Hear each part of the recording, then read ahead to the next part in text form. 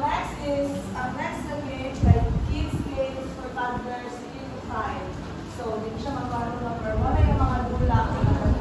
Lagi siya 5, 10, 15 kabuok.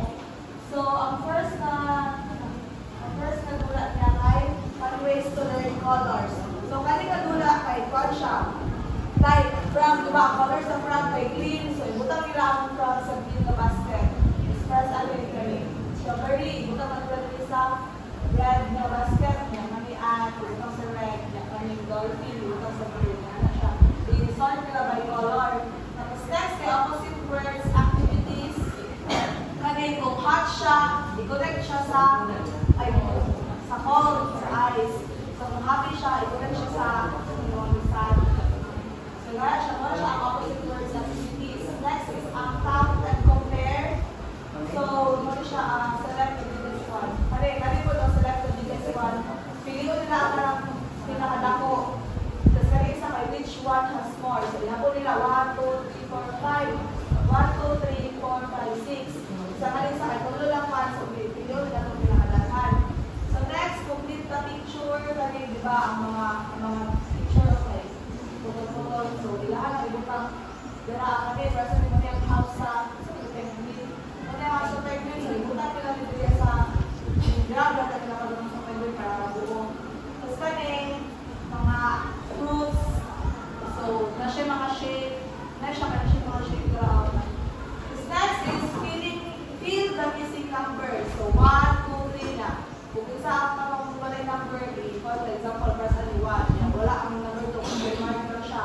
So, i-drag nila ang number 2 dito tapos sa 1. So, same lang po dali ang so, next, ang advantage of disadvantage. So, ang first kaya Amira, nagkuha sa kung ka nang nakita ko sa mga feedback ko dito sa Play Store.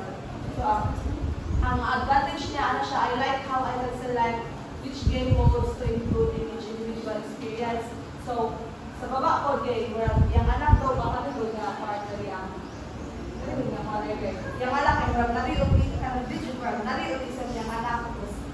Kanang ganahan yung anak sa game ba, anak ko ito. It means na kanina dula is applicable siya sa mga bata na ay special needs. So, ang disadvantage niya ay need to add one feature of time limit. So, dapat daw kanang kadagil na natin time limit baka pero hindi lang magpundo sa mga dula ang bata. Next is repetitive gameplay. So, balik-balik ka daw ang dula. Like example, kung kada yung dula karon, pag stop siya dula, yung dula siya balik ko niya, balik ko sa gidulaan niya at first.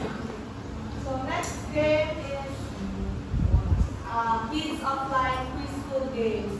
So, kaya offline siya, yung mga dula, wala ka buong puno.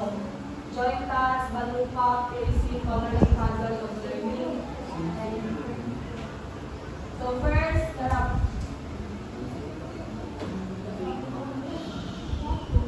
so, kami, yung mga dula, little names.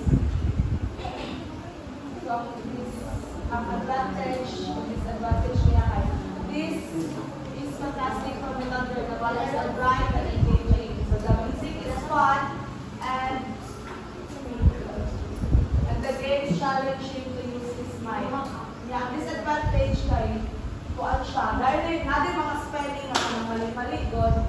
Yeah, kaya sa baba, grab the app, but there is a portion specifically in the learn category about sea animals. When you click on the photo of the turtle, the app says it's a snake. So, pag ang disadvantage lang niya ay naayipag mga mamalikot, for example, ang bibindod daw kay person ang bibindod daw kay turtle, tapos mukha na siya malik daw kay ano daw to snake, pero turtle, dito na picture.